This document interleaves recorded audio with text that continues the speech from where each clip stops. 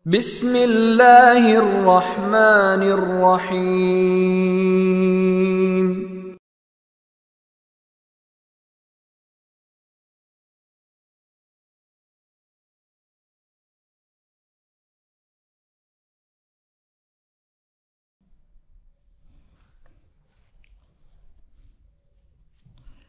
Bismillahirrahmanirrahim. Assalamualaikum warahmatullahi wabarakatuh. Bismillah, alhamdulillah, nahmaduhu wa nasta'inuhu wa nastaghfiruh wa na'udzu billahi min sururi anfusina wa min sayyiati a'malina. Man yahdihillahu fala mudilla lahu wa man yudlilhu fala hadiya lahu. Wa asyhadu anna Muhammadan 'abduhu wa rasuluhu la nabiyya ba'dahu. Allahumma shalli wa sallim ala Muhammad wa ala alihi wa ashabihi ajma'in wa man tabi'ahum bi ihsanin ila yaumiddin. Rabbi shrah li sadri wa yassir li amri wa hlul 'uqdatam min lisani yafqahu qawli. Hadirin jamaah salat maghrib Masjid Madinah rahimakumullah, patut kiranya kita kembali dan senantiasa memanjatkan rasa syukur kita kepada Allah Subhanahu wa taala. Kiranya sampai detik ini Allah masih memberikan kita kehidupan. Sampai detik ini Allah masih mengizinkan kita untuk memperbaiki kesalahan-kesalahan kita. Sampai detik ini Allah masih mengizinkan kita untuk menambah amalan-amalan baik. Sampai detik ini Allah masih sangat bermurah hati kepada kita untuk menjaring pahala-pahala yang disiapkan. Dan mudah-mudahan kehadiran kita di majelis ini tercatat oleh Allah sebagai pahala thalabul ilm, dan setiap langkahnya kita semuanya mudah-mudahan diberi pahala tersendiri di sisi Allah Subhanahu wa taala. Hadirin rahimakumullah, melanjutkan kajian kita masih tentang bab sabar. Insyaallah ini pertemuan terakhir di bab sabar. Satu bab kita sampai 5 kali pertemuan nih, karena memang hadis yang kita bahas banyak. Insyaallah masih ada 5 atau 6 hadis mungkin ya untuk malam hari ini yang akan kita kaji bersama-sama. Ya, hadis yang pertama, hadis yang ke-22 maksudnya dari bab ini. Wa an Abi Hurairah radhiyallahu anhu anna Rasulullah sallallahu alaihi wasallam qala laisa syadid bis-sura'ah. Artinya bukanlah orang disebut jagoan bis-sura'ah, yakni orang yang pandai berkelahi. Jagoan itu bukan berarti orang yang pandai berkelahi. Di sini diartikan orang yang pandai membanting lawannya dan tak pernah kalah. Ya. Jadi yang jagoan itu bukan berarti orang yang menang di UFC, MMA, ya. Bukan itu. Meskipun itu jagoan di dunia. Nah, tetapi kata Rasulullah bukan itu. Ya. Habib Nurmagomedov itu kan menang nggak pernah kalah ya, menang terus nggak pernah kalah. Dia jagoan di ring apa namanya itu, MMA. Nah, tetapi bukan jagoan yang diharapkan oleh Rasulullah. Syukur-syukur di ring jagoan, tetapi juga jagoan dalam arti yang dimaksud oleh Rasulullah, yakni innamas sadidu alladzi yamliku nafsahu. Yakni yang dimaksud jagoan, orang yang hebat, adalah orang yang mampu menguasai dirinya. Orang yang mampu mengelola, mengendalikan nafsunya. Ketika apa? Indal ghadab, yakni ketika marah. Nah, Habib pernah marah karena diejek. Sampai banting sampai naik itu ya, melewati pembatas ring sampai memukul lawannya. Nah, dia jagoan di ring tetapi belum mampu menahan emosinya. Nah, insya Allah kita lebih jago dari Habib ketika kita mampu mengendalikan nafsu kita ketika marah. Gampang ini dibaca, tapi dipraktekkan susah. Bagaimana ketika kita marah kok mengendalikan nafsu, mengendalikan emosi kita, itu kan susah ya. Nah, susah banget. Justru itulah kemudian yang disebut Rasulullah sebagai jagoan, yakni dia mampu menahan dirinya, mengontrol, mengendalikan emosinya ketika dia marah. Baik. Karena orang yang lewes marah itu biasanya kalap. Kalap itu wes gak kenal wong. Karena sudah tertutup otaknya wes tertutup sehingga lewes kalap itu ngamuk. Ini yang dimaksud. Kalau marah emosi manusiawi ya. Orang dijaili, dijaraki, emosi itu manusiawi. Yang dimaksud di sini adalah yang sampai meledak emosinya, sampai kalap, sampai membanting barang, sampai mengeluarkan kata-kata yang kasar misalkan. Berarti dia tidak mampu mengendalikan emosinya ketika dia marah. Nah, makanya oleh Rasulullah disebut jagoan. Berikutnya hadis ke-23. Wa an Sulaiman bin Surat radhiyallahu anhu qala kuntu jalisan ma'an Nabi sallallahu alaihi wasallam. Suatu hari aku lagi duduk-duduk bersama Nabi. Wa rajulani yastabbani, kemudian ada dua orang yang sedang berdebat sampai saling mencaci maki. Jadi ketika kita berduduk-duduk bersama Rasulullah, di sebelah sana ada dua orang yang saling mencaci, saling menghina. Wa ahaduhuma qad ihmarra wajhuhu, dan salah satu dari mereka sampai memerah wajahnya. Ya, ini mungkin sering kita lihat ya kalau di TV acara-acara debat itu kan sampai emosi ya Pak ya. Sampai emosi karena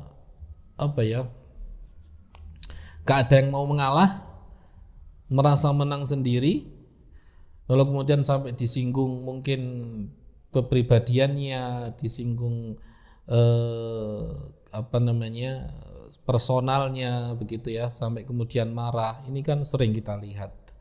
Sampai kemudian yang terjadi malah di luar tema debat itu, sampai mencaci, menghina dan seterusnya. Nah, kemudian salah satu dari mereka marah wajahnya, wantafakhat audajuhu, dan urat-uratnya menegang.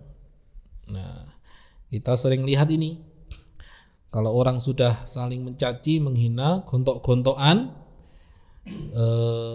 kemudian pasti salah satu atau bisa jadi dua-duanya marah sampai wajahnya memerah, sampai urat-uratnya menegang.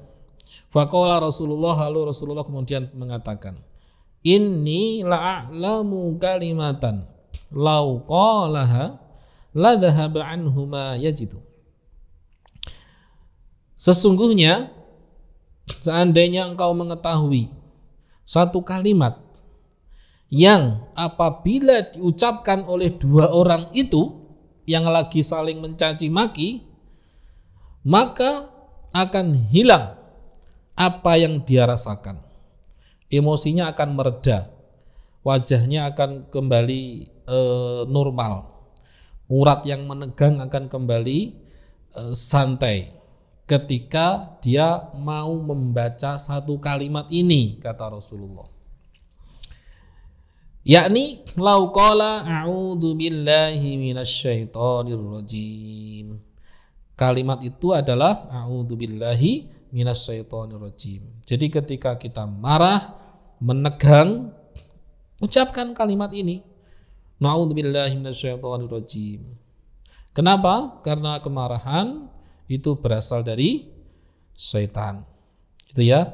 Orang yang kalap, yang marah di luar kendali itu adalah berasal dari syaitan. Maka tipsnya dari Rasulullah adalah ucapkan kalimat ini. A'udzubillahi minasyaitonir rajim. Nah, Makanya ketika kita melihat orang yang lagi bertengkar, orang yang lagi tukaran, ya, atau anak kita yang lagi tukaran, atau tetangga kita yang lagi tukaran, konflik sampai saling mencaci, maka kasih tahu, berta'awudlah. Setelah itu di hadis yang lain, meskipun hadisnya ada yang bilang tidak sahih, itu berwudu, gitu ya, berwudu. Tapi ini bisa dibuktikan, setidaknya ketika orang yang lagi marah, terkena air, itu biasanya meredam, gitu ya. Saya pernah buktikan ini. Saya keseharian kan di sekolahan. Sekolah itu kan tempatnya anak tawuran, tempatnya anak bertengkar, udah sering terjadi. Kalau saya melihat anak yang lagi bertengkar gitu kan, arek tukaran itu usia SMP itu kan, waduh, pasti itu sampai wajahnya memerah, ngamuk, kalap dan sebagainya. Tak seret ke kamar mandi. Ya, kalau nggak mau tak suruh wudu, tak paksa itu, kepalanya tak taruh di bawah kerannya tak hidupkan. Udah gembrojok ini. Setelah itu tak taruh di tengah halaman sampai kering. Ternyata ini sering saya lakukan karena terbukti ampuh, gitu ya. Terbukti ampuh. Setidaknya kalau kepala didinginkan dengan air, itu urat-urat yang menegang itu bisa kembali normal. Nah, gitu ya. Jadi bertawud, setelah itu disuruh berwudu, udah gelem ya digerujuki, ya. Kalau kemudian ketika posisi orang yang lagi marah, ketika posisinya berdiri, disuruh duduk. Karena orang yang lagi marah posisi berdiri itu biasanya siap menendang, siap memukul dan sebagainya, maka disuruh duduk. Nah, itu juga mengendurkan urat-uratnya. Lalu kemudian jauhkan dari keduanya, atau jauhkan dari tempat itu, pisahkan, begitu ya. Nah, ini salah satu tips ketika mengetahui atau mendapati orang yang sedang saling marah, begitu ya. Jadi ta'awud, suruh wudu, suruh duduk kalau dia berdiri. Kalau dia duduk masih masih tegang, ya suruh rebahan, gitu ya, biar santai. Kemudian kalau bisa dipisahkan atau dijauhkan dari tempat tersebut. Itu cara untuk meredam kemarahan. Karena kemarahan itu sulit untuk diredam. Orang selama ini kalau sudah marah rata-rata sulit untuk mengontrol dirinya. Nah, kalimat yang diberikan Rasulullah, lalu kemudian faqalu lahu, lalu kemudian sahabat mengatakan kepada orang yang sedang bertengkar tadi, innan nabiyya qala ta'awwad billahi minasyaitonir rajim. Wahai orang-orang yang sedang bertengkar, kata Rasulullah, berlindunglah kamu kepada Allah dari setan yang terkutuk dengan mengucapkan a'udzubillahi minasyaitonir rajim. Nah, tapi di kisah lain ketika orang ini dibilangi begitu, tambah marah. Orang yang lagi emosi, lagi marah, lalu dikatakan berta'awudlah kepada Allah, begitu. Ada yang menerima, ada yang tambah marah. Ini di kisah lain dikatakan orang yang dibilangi begitu tambah marah. Ya sudah, yang penting tugas kita adalah menyampaikan apa yang sudah disampaikan oleh Rasulullah. Yakni ketika kita emosi, sehendaknya kita berta'awud kepada Allah Subhanahu wa taala dari setan yang terkutuk. Gitu. Lalu kemudian berwudu dan seterusnya. Ini bisa kita praktekkan ya. Karena bisa jadi ya kemarahan itu kadang-kadang tidak terencana, tidak terduga. Namanya marah masuk terencana. Nah, ketika kita marah, begitu tipsnya. Berta'awud bahwa karena kita meyakini kemarahan itu berasal dari setan, sehingga kepada Allah lah kita meminta perlindungan dari godaan setan, biar tidak terus menerus marahnya. Hadis berikutnya, wa an Mu'ad bin Anas radhiyallahu anhu an nabiyya qala, dari Anas bahwa sesungguhnya Nabi Muhammad SAW mengatakan, man kadhama ghaidon, barang siapa yang mampu menahan marah, mampu menahan marah. Wa huwa qadirun ala ayyun fidahu, padahal dia mampu untuk melampiaskan. Da'ahu Allah subhanahu wa ta'ala ala ru'usil khalaiki yaumal qiyamah. Barang siapa yang mampu mengendalikan emosinya, padahal dia mampu melampiaskan, berarti posisinya orang ini lebih tinggi daripada orang yang mau dimarahi. Pimpinan ke bawahan, juragan ke karyawan, atau orang tua kepada anaknya, atau guru kepada muridnya, gitu ya. Itu kan posisinya di atas. Kalau pimpinan ke bawahan, misalkan bawahan tidak bisa memenuhi target yang ditargetkan oleh pimpinan, kemudian marah, dan dia mampu sesungguhnya untuk melampiaskan kemarahannya, untuk dipukul, ya, atau seorang juragan yang marah kepada karyawannya misalkan, karena tidak mampu memenuhi apa yang diinginkan dari juragannya, lalu dia marah memukul karyawannya, dia mampu, karyawannya nggak akan ngapa-ngapain dipukul karena dia bawahan, ya. Atau mungkin orang tua yang marah kepada anaknya. Saat ini kan anak-anak lagi pegang HP terus nih, karena daring. Nah, suruh belajar gayane ndelok HP, ini belajar lewat HP, padahal free fire-an. Nah, diceluk gak krungu, ternyata pakai headset lagi main. Wae mangan lali, wae sholat lali, dan sebagainya. Sampai orang tuanya marah, iki goro-goro HP iki, banting HP ini. Itu ada sampai dibanting HP-nya. Kenapa? Karena dia mampu membanting HP anaknya, mampu dia. Karena dia sebagai orang tua. Tetapi kata Rasulullah, seandainya dia mampu menahan amarahnya, padahal dia mampu melampiaskan emosinya, maka nanti di yaumil qiyamah Allah akan memanggil dia ala ru'usil khalaiki, di hadapan seluruh manusia. Hatta yuhayyirahu, tidak cukup sampai begitu, hatta yuhayyirahu minal huril ain, sampai kemudian disuruh milih bidadari mana yang dia inginkan. Mantap toh? Mantap. Nanti di hari kiamat dipanggil itu, ini fulan, dinaikkan di atas panggung kayak orang yang baru menang balapan ya, baru menang GP itu kan begitu ya, naik di atas panggung, dilihat orang banyak gitu kan. Nah, diperkenalkan, ini loh juara 1, ini juara 2, bangga dia. Sama, nanti Allah akan memanggil orang ini di hadapan orang banyak, ru'usil khalaik, dan dikatakan ini fulan. Ya, tidak sampai di situ, hatta yuhayyirahu minal hurin, sampai disuruh memilih. Nah, bidadari itu banyak tuh, kamu milih yang mana?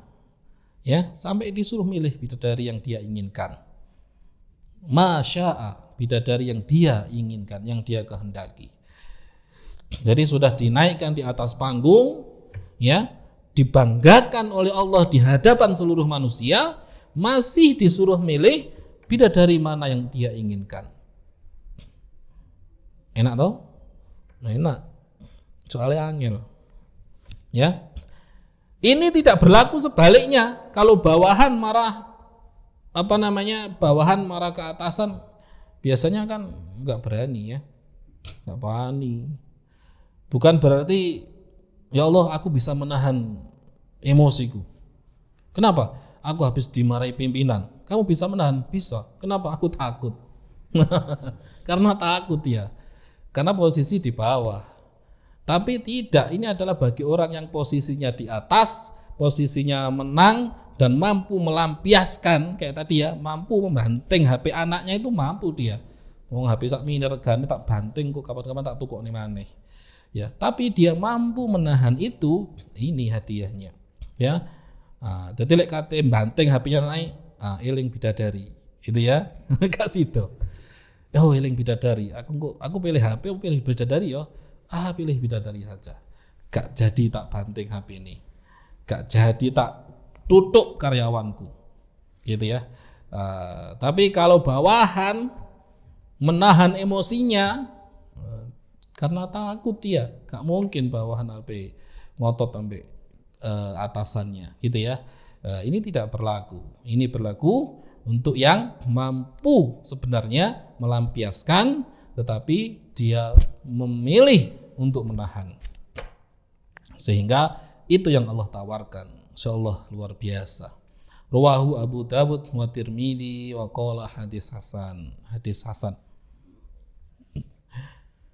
Nah, berikutnya wa an Abi Hurairah radhiyallahu anhu anna rajulan qala Nabi,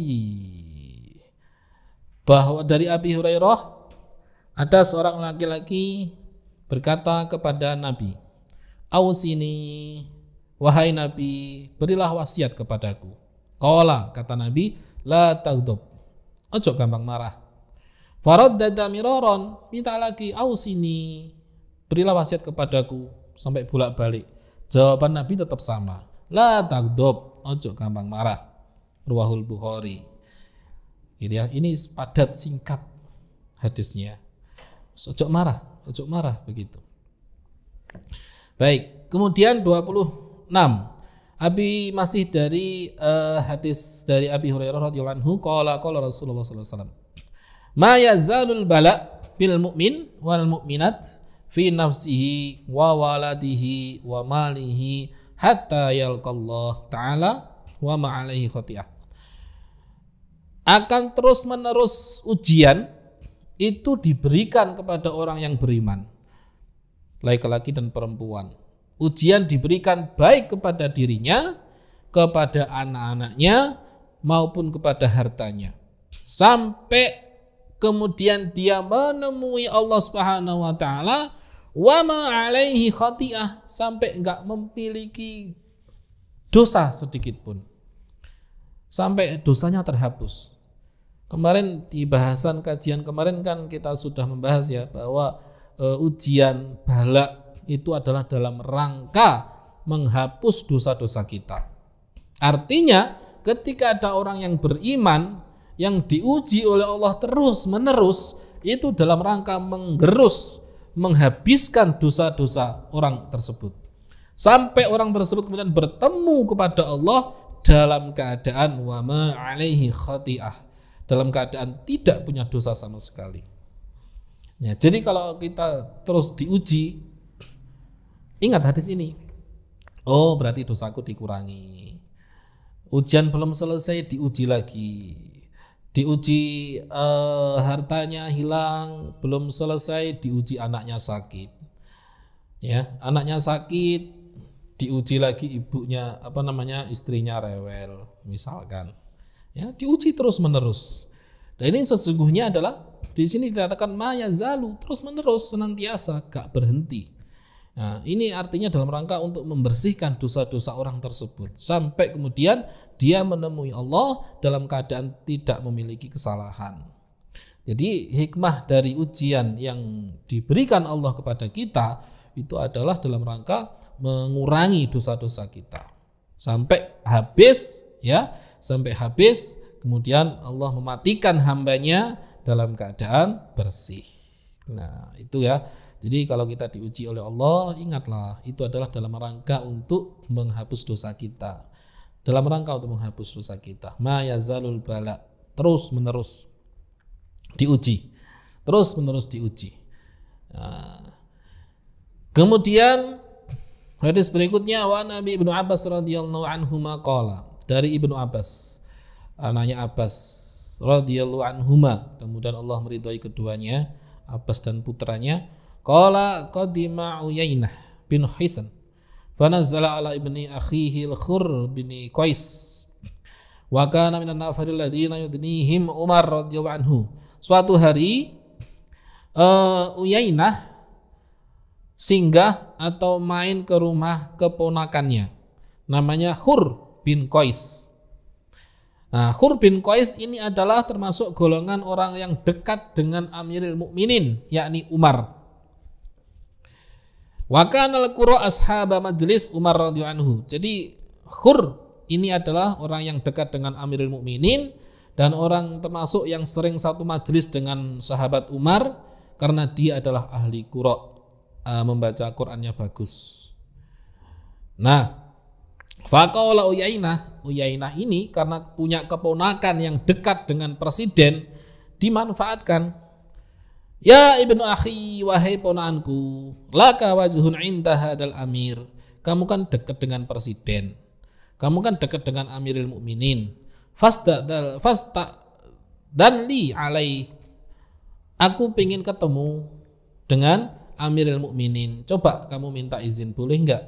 Nah, fasta'dana fa'adina lahu Umar. Kemudian ternyata Umar memberikan izin. Falamma dakhala, ketika sudah menghadap kepada Amirul Mukminin, qala, si Uyainah langsung tanpa basa-basi mengatakan, hiya ya Ibnul Khattab, hei Ibnu Khattab, fa wallahi ma tu'tinal jazl wala tahkumun fina bil adl. Demi Allah, engkau memberikan kami sesuatu yang sedikit dan engkau tidak memberi atau tidak menghukum dengan keadilan. Jadi ternyata orang ini menghadap ke Amirul Mukminin mau protes. Dia memanfaatkan keponakannya yang dekat dengan Amirul Mukminin, begitu di hadapan beliau protes. Ya, engkau enggak jadi presiden enggak genah. Ya, enggak pernah memberi kita hak yang sama. Engkau tidak menghukum dengan hukum yang adil. Begitu ya, diprotes seperti itu. Faghadiba Umar marah. Umar kan manusia juga, marah digitukan. Hatta hamma ayyuqa bihi, sampai mau hampir memukul orang ini. Faqala lahu al-Khurr, lalu keponakannya tadi yang dekat dengan Amirul Mukminin mengatakan, ya Amirul Mukminin, innallaha ta'ala qala linabiyyihi. Hei Amirul Mukminin, aku ingatkan bahwa Allah pernah mengatakan kepada nabinya, maksudnya melalui firman-Nya, khudil afwa wa'mur bil 'urfi wa'rid 'anil jahilin. Ambillah maaf, perintahkan kepada kebaikan, dan berpalinglah engkau dari orang-orang yang bodoh. Jadi sahabat Umar ketika marah mau memukul, diingatkan sama Khur sahabatnya tadi bahwa ada firman Allah, ambillah maaf, perintahkan kepada kebaikan, dan berpalinglah engkau dari orang-orang yang bodoh. Wa inna hadza minal jahilin. Wahai Umar, iki pamanku, wong goblok iki pamanku. Jadi wis aja dianggap. Kira-kira begitu ya. Jadi ketika mau marah diingatkan ayat, sama Khur diingatkan pamanku ini termasuk orang-orang yang jahil, orang yang enggak ngerti. Ya, jadi abaikan saja. Ini pelajaran ke kita sesungguhnya.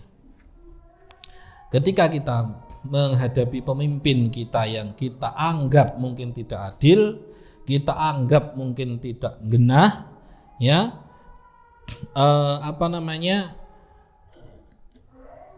jangan terlalu berlebihan, ya, sampai menghina, ya, sampai mencela, itu bukan ajaran kita. Seperti tadi ini kan, seperti Uyainah itu tidak tahu dia tahu dari mana, tiba-tiba menuduh Umar itu orang yang tidak adil, menuduh Umar itu orang yang tidak menghukum dengan keadilan, ya. Makanya disebut al-jahilin, orang yang bodoh, nggak tahu urusan sebenarnya itu seperti apa, ya. Artinya jangan sampai kita berlebihan ketika kita memprotes gitu ya, kira-kira ya, pemimpin kita yang kita anggap mungkin zalim, kita anggap tidak adil, ya seperlunya. Jangan sampai seperti Uyainah ini, karena kita tidak pernah tahu apa yang terjadi sesungguhnya, ya. Termasuk ini, Umar digitukan, marah, dia dituduh seperti itu, dan dianggap oleh Khur bahwa pamanku ini bodoh, pamanku itu nggak tahu apa-apa yang terjadi, aslinya nggak tahu, maka disebut jahil. Begitu ya. Wallahi ma jawazaha Umar hina talawaha. Demi Allah, Umar tidak tidak meninggalkan ayat ini yang dibacakan tadi ya, ketika dibacakan olehnya. wa kana waqafan inda kitabillah, dan dia patuh terhadap kitab Allah. Akhirnya Umar meredam dan tidak jadi memukul pamannya Hur tadi, yang termasuk sikapnya nggak sopan, ya. Dia memanggilnya saja ya Ibnul Khattab, padahal orang-orang lain memanggil Umar apa? Ya Amiril Mukminin, seharusnya kan begitu. Dia enggak, hei anak Khattab. Nah, tanpa basa-basi langsung mengatakan begitu. Nyeluk etok wis gak enak ya. Apalagi menuduh tidak adil dan sebagainya. Maka wajar Umar sampai marah. Tapi setelah diingatkan oleh firman Allah, dia meredam. Begitu. Wa Ibnu Mas'ud radhiyallahu anhu anna Rasulullah sallallahu alaihi wasallam qala innaha satakunu ba'di atharah wa umurun tunkiruha. Kata Rasulullah bahwa suatu hari nanti kalian akan menemui suatu orang atau pemimpin yang mementingkan dirinya sendiri dan perkara-perkara yang kalian akan mengingkarinya. Kebijakan-kebijakannya kalian tolak, dan kalian akan menemui pemimpin yang modelnya mementingkan diri sendiri sehingga kebijakan-kebijakannya kalian tolak. Kira-kira begitu. Qalu ya Rasulullah, fama ta'muruna, lalu apa yang kau instruksikan kepada kami wahai Rasul? Qala tuwaddunal haqqal ladzi 'alaikum wa tas'alunallaha alladzi lakum. Nah, ketika ada pemimpin yang tidak adil, ketika ada pemimpin yang mementingkan dirinya, ketika ada pemimpin yang mementingkan golongannya, ketika ada pemimpin yang hanya memberikan jabatan-jabatan kepada orang yang dulu mendukungnya, ketika ada pemimpin yang tidak memperdulikan kepada rakyatnya dan sebagainya, bahkan korupsi. Nah, apa yang kita lakukan ya Rasulullah kalau nanti ada yang seperti itu? Tawaddunal haqqal ladzi 'alaikum, tetaplah kamu melakukan kewajibanmu sebagai rakyat. Wa tas'alunallaha alladzi lakum, adapun hakmu mintalah kepada Allah. Dulu sempat ramai korupsi pajak. Gayus, masih ingat nggih? Itu sempat ramai. Ramainya apa? Kita capek-capek pajak. Lah kok enak-enak di sana dimakan bareng-bareng, kan begitu. Ya, rakyat kan begitu. Makan aja di warung pajak, sepeda pajak, SIM pajak, pemeneh parkir pajak. Semuanya saat ini hampir semuanya dipajak.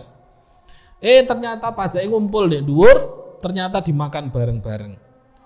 Nah, sempat kecewa dulu ya, Gayus itu, sampai ada yang mengatakan, wis lek ngono mulai saiki ora usah bayar pajak.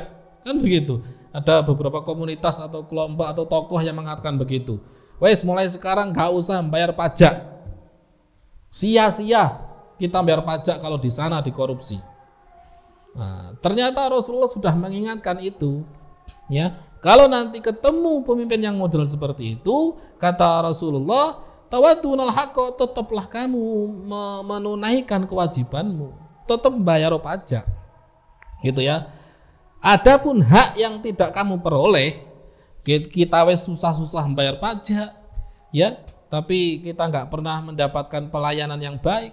Kita rutin bayar BPJS, jenenge kelas 2, ternyata kita dilayani kelas 3 misalkan. Nah, kira-kira begitu.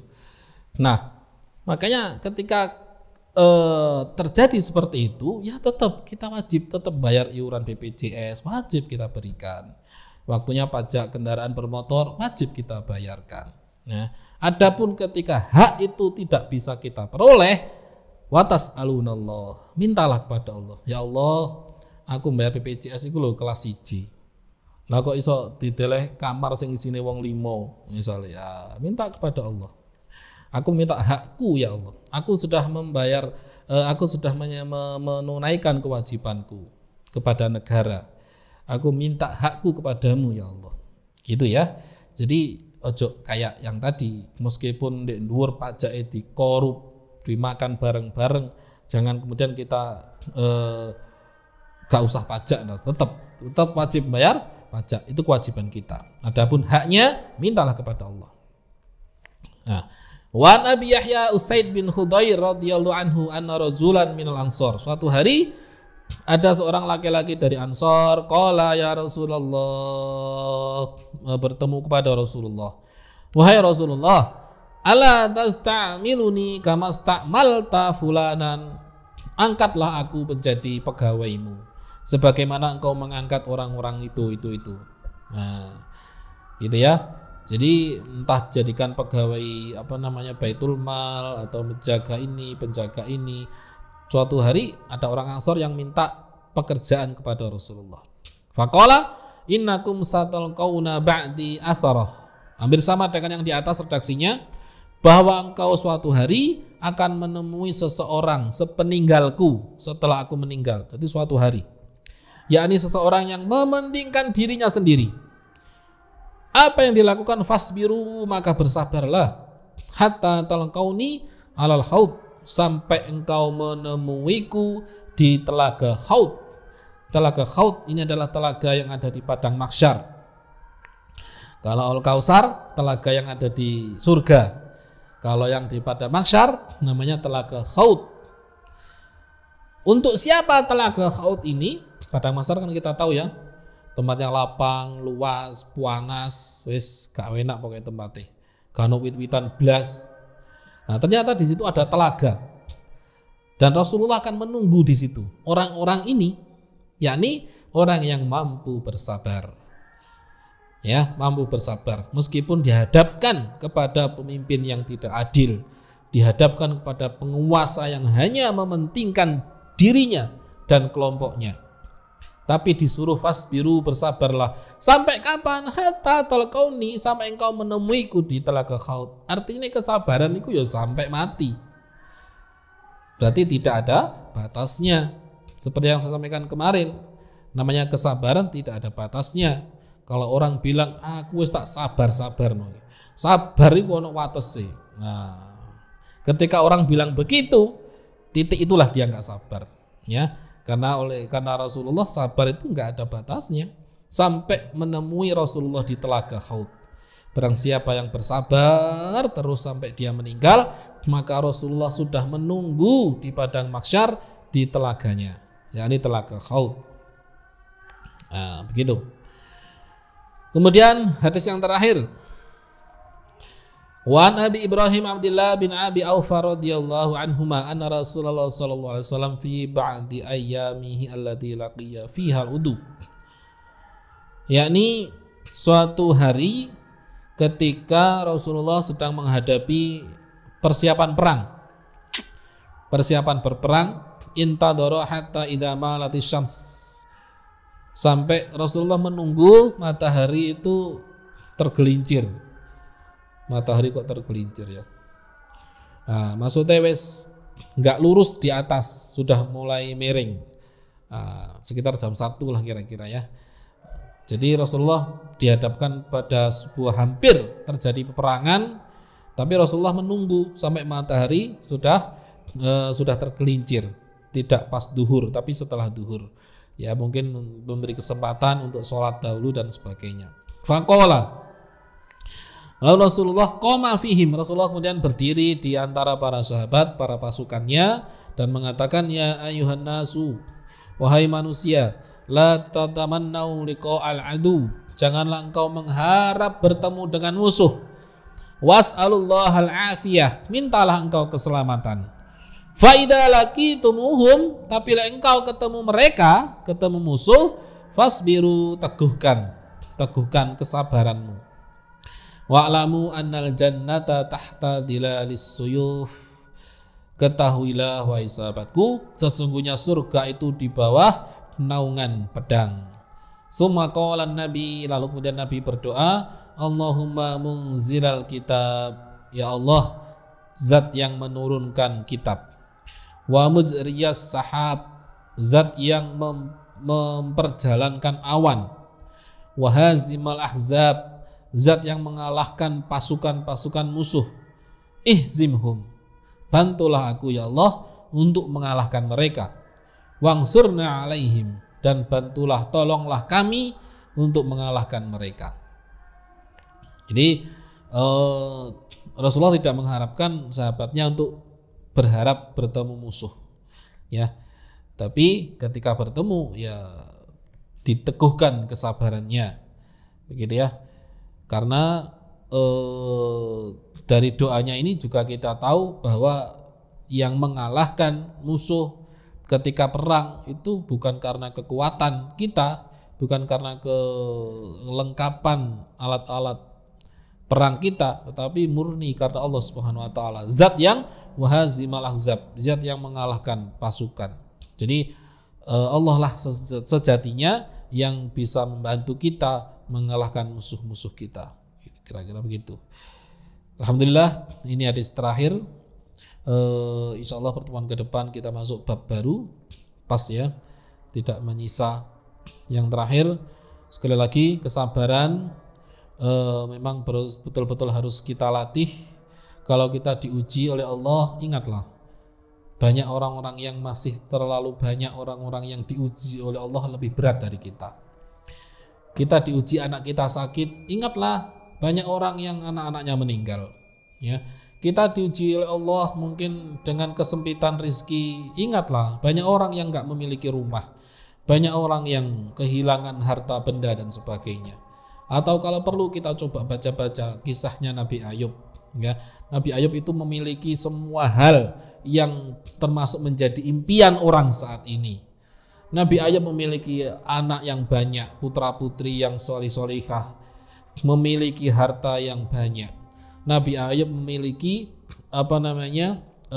tanah yang luas. Nabi Ayub memiliki hewan ternak yang bermacam-macam. Nabi Ayub memiliki perkebunan yang luas dengan segala isinya, buah-buahan yang macam-macam. Memiliki harta yang melimpah, memiliki istri yang cantik. Lengkap Nabi Ayub dimiliki oleh yang termasuk menjadi impian orang saat ini. Itu semuanya dimiliki oleh Nabi Ayub. Tapi hal itu kemudian tidak kemudian menjadikan dia sombong. Justru dari situlah Nabi Ayub banyak bersyukur dengan cara membantu orang-orang yatim, membantu orang-orang janda, orang dan sebagainya. Ya, tidak melunturkan ketaatan dia kepada Allah. Bahkan sampai kemudian diuji, bagaimana Nabi Ayub diuji habis semua yang dia miliki. Rumahnya hilang, ternak-ternaknya mati, kebun-kebun yang luas itu terbakar, semuanya habis yang pernah dia miliki. Hanya tersisa istri yang setia mendampinginya. Itu pun tidak cukup. Kemudian diuji oleh Allah dengan penyakit kulit kusta yang luar biasa, yang tidak pernah orang sampai hari ini terkena penyakit seperti Nabi Ayub. Sampai parah, sampai kurus, sampai tinggal tulang belulang. Pokoknya yang penting Nabi Ayub hidup gitu aja. Ya, sampai bertahun-tahun ini, dikatakan sampai ada yang mengatakan 7 tahun. Ada yang mengatakan Nabi Ayub diuji oleh Allah ini hilang semua kekayaannya, diuji dengan penyakitnya ini sampai 18 tahun. Sampai istrinya gak sabar. Wahai suamiku, engkau kan nabinya Allah, engkau kan kekasihnya Allah, mbok yang dongao dikasih kesembuhan begitu. Apa kata Nabi Ayub? Wahai istriku, aku oleh Allah diberi kesehatan, diberi kemakmuran hidup itu selama 70 tahun. Masa aku cuma diuji selama 7 tahun wis minta wis minta kesembuhan? Kan juga fair. Biarlah aku bersabar seperti sabarku ketika diberi kesembuhan Allah selama 70 tahun. Sampai begitunya. Bahkan di kisah yang lain dikatakan, ya Allah, silahkan ambil dagingku, ambil kulitku, ambil semacamnya. Sisakan 2, hati dan lisanku, agar aku senantiasa tetap bisa berzikir kepadamu. Sampai seperti itu. Ya. Jadi kalau kita diuji, ingatlah kisah Nabi Ayub yang diuji habis-habisan, yang tidak pernah ada orang diuji sebegitunya sampai hari ini. Ya, itu kan Nabi.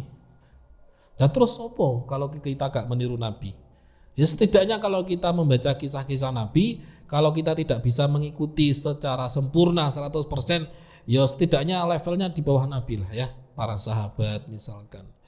Kalau nggak kuat seperti kehebatan para sahabat, ya para tabi'in dan ke bawahnya, tabi'in, ulama-ulama salaf, ya, ulama-ulama pertengahan, ulama-ulama modern dan sebagainya. Banyak orang-orang yang bisa menjadi